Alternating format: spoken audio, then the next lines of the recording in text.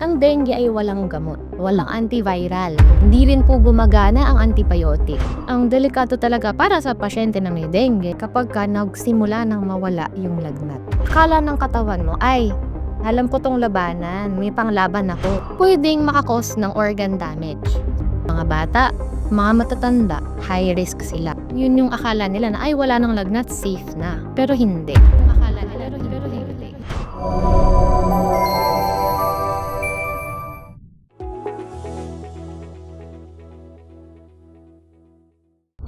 Good day mga kababayan! Welcome sa isa na namang bagong episode ng Medico.ph at ngayon pag-uusapan natin ang isang hot topic every year lalo na pag tag-ulan at yon ang dengue fever. So here to discuss with us yung mga causes, treatments, prevention ng dengue, all that good stuff is of course nagbabalik Dr. Bien Canlas. Bago nga pa lang lahat, shoutout lang muna sa isa nating subscriber, pinadalhan po kami.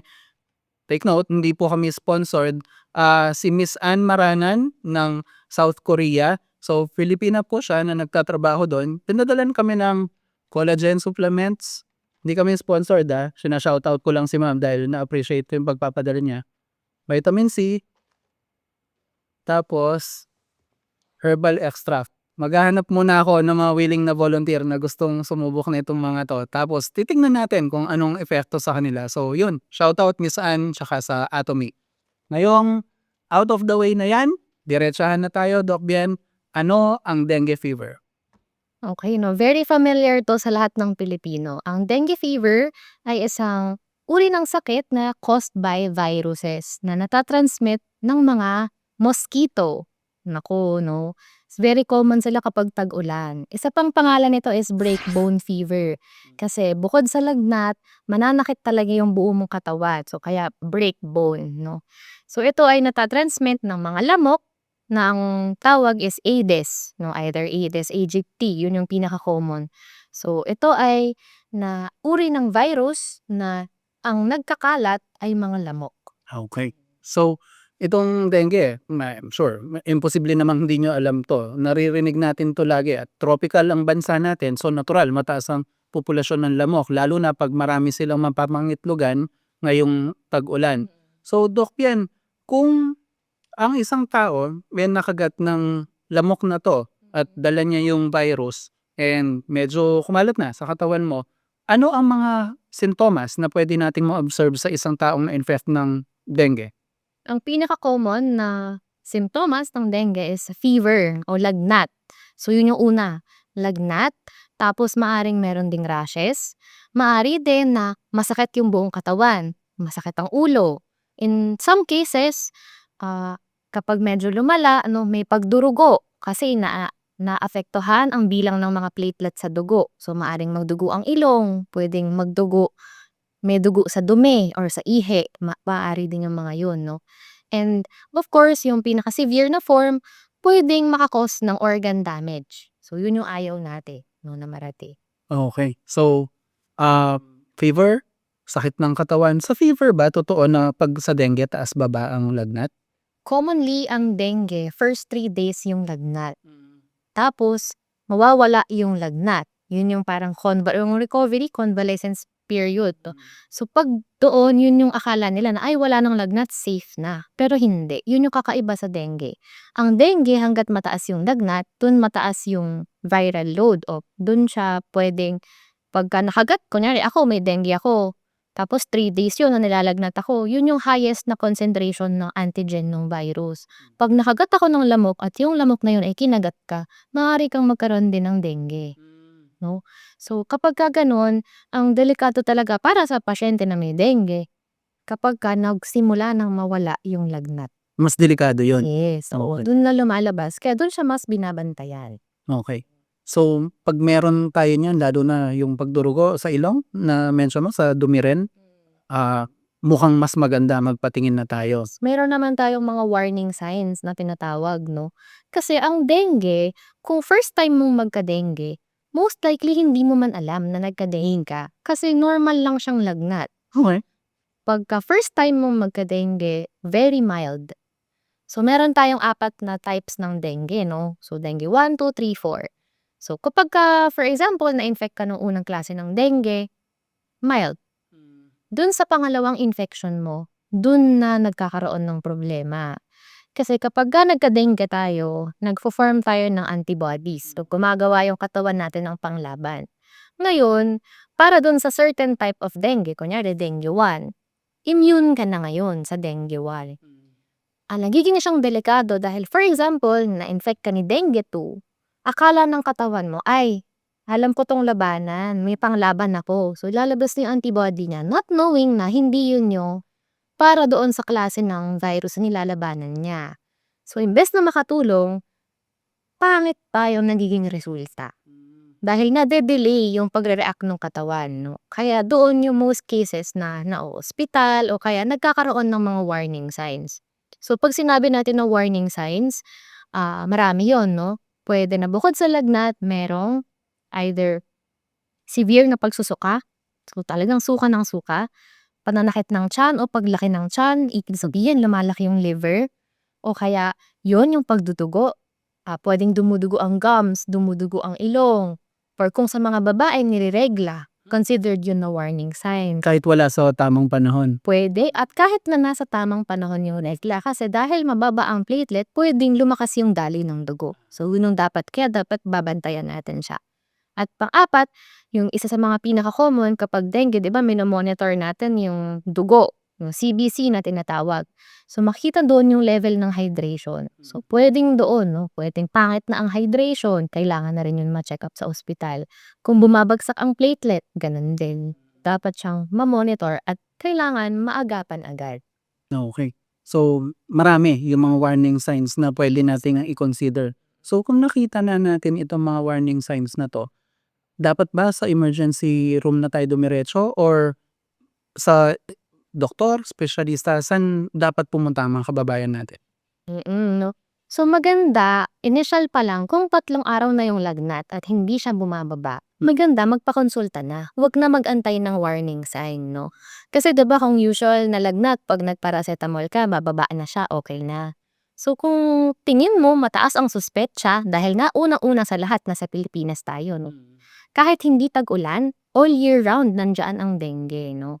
So kung nagkaroon pa ng outbreak sa lugar ninyo, mas maganda kung 3 araw na ang lagnat na hindi nagreresolba, wala naman siyang ubo, wala naman siyang sipon, wala naman siyang ibang simptomas, magpa-check up na para maagapan. Ngayon, kung meron ka na ng mga warning signs, dumiretso ka na sa emergency room. Dahil kailangan mo ng mas maagap na treatment, no? Kailangan ma-hydrate agad, kailangan mabigyan agad ng matest agad yung tugo kung ano pa ang kailangan ibigay. Okay. So, 'pag magpapa-check up tayo or magpapa-ER tayo, anong pwedeng asahan ng mga pasyente na gagawin sa kanila? Yung mga test na ipapagawa ng doktor, commonly is yung blood test. No, yung common dyan is yung CBC. Of course, routine, check din nila urinalysis kung nagtatay ka, fecalysis. Pero kung wala naman, kumbaga, check yung mga yun para lang ma-eliminate yung iba pang mga posibleng cause ng lagnat. Pero ang isa pang additional is, kunyari, yung lagnat mo is within the 3-day period. So, kunyari nagpunta ka, second day ng lagnat mo. Ang additional na test na ipapagawa nila is yung dengue NS1. So, simple na blood test lang yun. Naalala niyo yung mga COVID test? Parang ganun lang. So, kapag nag-positive siya doon, most likely meron kang dengue. Blood test ba 'to? Blood test, yes. So, maliit lang siya na kit, agad-agad malalaman yung resulta. So, kapag ganun, ang downside lang is yung NS1, gagana lang siya kung nandoon ka sa stage ng mataas ang viral load mo. So, usually yun yung mataas yung lagnat mo. Commonly, pinaka-sensitive siya first 3 days ng lagnat mo. Once na-start na wala na yung lagnat, bababa na rin yung viral load mo. So, hindi na ganun ka-sensitive si NS1. Ang idadagdag ngayon ng doktor is yung dengue IgG and IgM. So kapag ka nag-positive yung dengue IgG, ibig sabihin nun, nagkaroon ka na ng dengue noon. Sabi nga natin, kung nagkaroon ka ng dengue noon, medyo mas kakabahan ka dun sa pangalawang case mo ng dengue. Malalaman mo na pangalawa mo na yon or kung may dengue ka ngayon, ay pagpa-positive si dengue IgM. So kapag nag-positive yun, senyales yun na meron kang dengue. So, 'pag na-determine na dengue nga yung ano natin, health problem natin, ano usually ang mga treatments na nilalapat? Ang dengue ay walang gamot, walang antiviral, no? Hindi rin po gumagana ang antibiotic. So kapag dengue, tulad ng kahit anong viral infection, supportive na treatment. Ang gagawin, prevent yung dehydration, so iha-hydrate ka. Pangalawa, bibigyan ka ng mga para sa lagnat, commonly paracetamol. So, and of course, yung pangatlo na treatment, well, management is oobserbahan yung levels ng dugo mo. Usually, araw-araw yan. Serial na CBC monitoring. Babantayan dyan yung hematocrit. Yung hematocrit ang nagsasabi ng hydration. Pangalawa is yung platelet. So, babantayan kung bumabagsak ba yung platelet. Hindi importante yung mga, kunyari, sobrang baba or sobrang taas, gano'n, no? Ang binabantayan natin ay yung trend. Kaya siya araw-araw ginagawa. So, gusto natin na ang proof na nagre-recover ka is okay yung level ng hematocrit o yung hydration at yung platelet mo ay pataas na yung trend. So, kung pababa pa yung trend, ibig sabihin, andun ka pa sa critical phase. Hindi ka pa nakakalusot, no? Hindi ka pa safe, ganyan.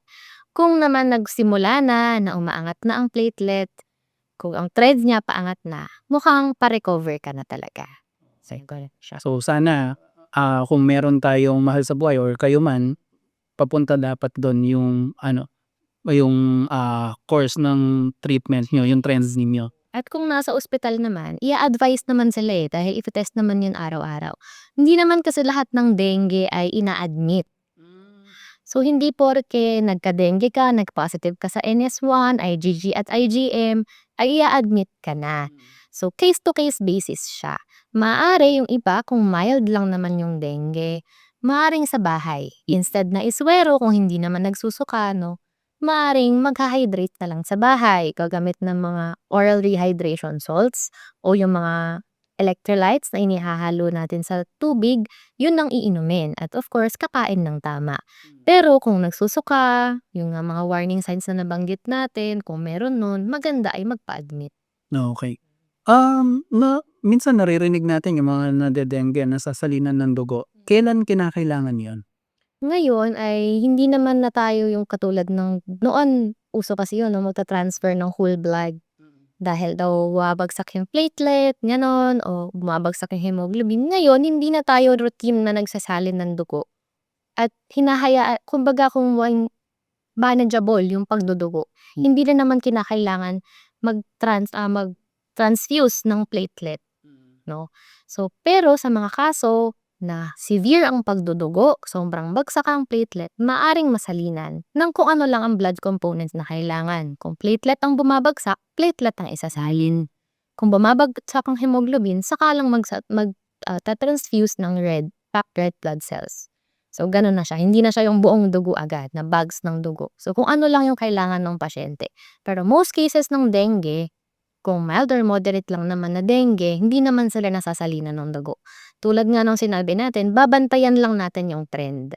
So, kung paangat na yung platelet, good sign yun. Kung talagang bumabagsak at nagdudugo, saka tayo magko-consider ng transfusions. Okay. So, maliit lang yung posibilidad na mag-transfuse or common ba siya? Basta na-manage siya ng maayos, maagang naagapan, hindi naman umaabot doon sa pagta-transfuse, no? Iilang kaso lang yung kailangan talaga na ma-transfuse. Usually kapag severe na klase ng dengue. Dahil doon, magkakaroon na ng organ damage. So, yun ang ina-avoid natin at yun ang kailangan mo na ng transfusion. Kailangan mo na ng dugo. Gaano ka-common yung mga severe na cases, yung mga nagiging life-threatening na? Hindi naman siya ganun ka-common. Dahil kailangan, pangalawa na dengue, no? Hindi naman din ganun ka-common. Kung actually ang dengue kasi kung hindi naagapan, pwede talaga siyang mag-proceed ng severe. So, hindi natin masasabi na, lahat ng dengue ay nagpo-proceed ng severe. So, hindi naman ganun, no? Minsan, depende to sa age group. Siyempre, kung mga bata, medyo at pang ilang dengue na niya, high risk sila.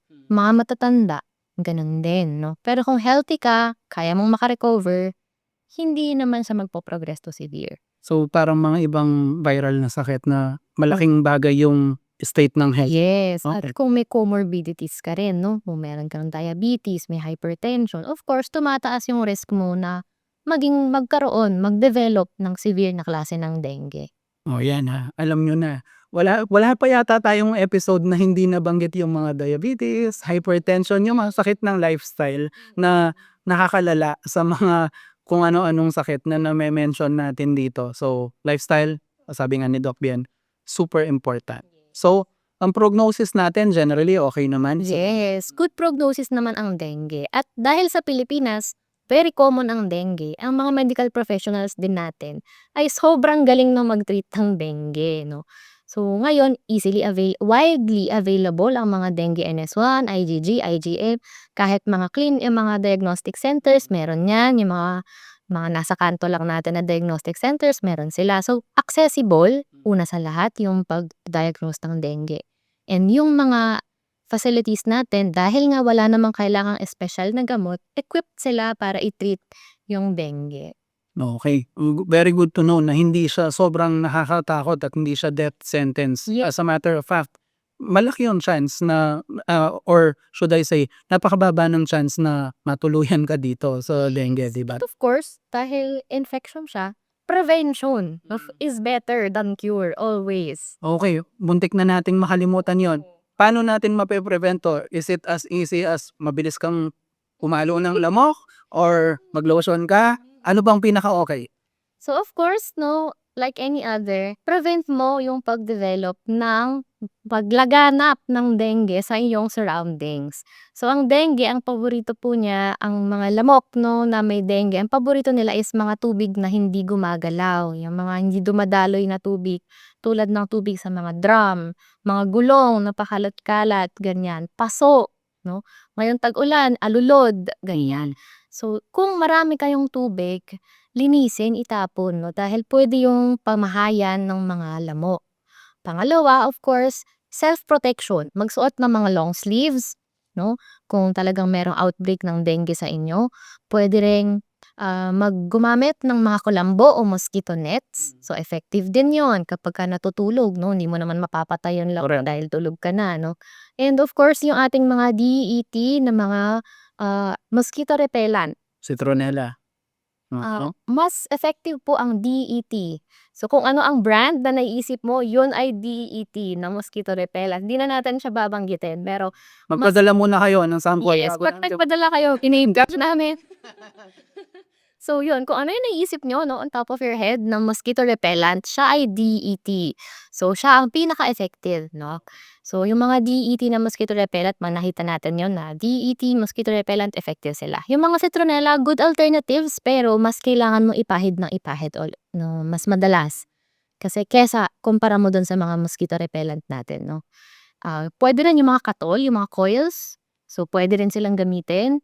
And then of course, yung mga community natin nagho-hold sila ng fumigation 'pag may outbreak. So pwede tayong mag-participate dun to ensure lang natin 'no, yung fumigation is nangyayari ng tamang oras at saka organized ng community. Tsaka yung may outbreak talaga, hindi naman kailangan mag-fumigate dahil lang naisipan mo 'no. And of course, lastly is yung stay hydrated. So kapagka merong sakit, any viral illness, mag-hydrate ka na agad 'no. Wag na antayin na lumala yung sakit mo ta's dun ka palang iinom ng mga gamot, dun ka palang magdadagdag ng pag-inom ng tubig. Okay.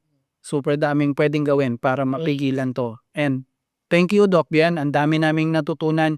Ako personally, hindi ko alam na may iba't ibang type 1, type 2 yang Yes. dengue na yan. 4 times ka pwedeng ma-dengue, di My ba? gosh, iba't ibang flavor. So ang dami kong bagong natutunan kahit lumang topic na itong dengue. And I hope sa inyo rin, lalo na sa mga nakatira sa areas na medyo may outbreak at risk, marami po tayong pwedeng gawin. And syempre, wag niyong i-ignore yung symptoms kung nakikita nyo na dahil yung madali ang pag-detect saka pag-treat, very crucial, di ba, Doc Bien? Yes. Okay.